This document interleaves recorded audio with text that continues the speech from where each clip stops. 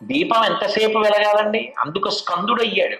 ఇప్పుడు కటిక చీకటిగా ఉంది, నేను దీపం వెలిగించాను అనుకోండి, దీపం వెలిగించిన ఉత్తర క్షణంలో ఆ ఒత్తి వెలగగానే ఆ చుట్టూ ఉన్న చీకటి పోయింది.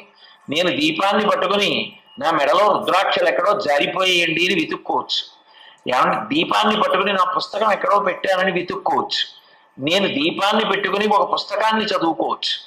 దీపాన్ని పట్టుకుని చీకటి వెతకగలనా?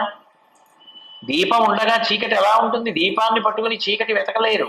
దీపం పట్టుకోగానే చీకటి తొలగిపోయింది. సుబ్రహ్మణ్యానుగ్రహం కలగగానే ఆయన స్కందుడు అని అందుకు పిలువబడ్డాడు. దూకిన వాడు ఎట్లా వస్తాడో, మాండూక్యోపనిషత్తు అంటారే కప్ప దూకినట్టు, అట్లా ఆయన అనుగ్రహం కలిగిన వాడికి ఉత్తర క్షణం ఆలస్యం లేకుండా శ్రేయస్సు యందు బుద్ధి కలుగుతోంది.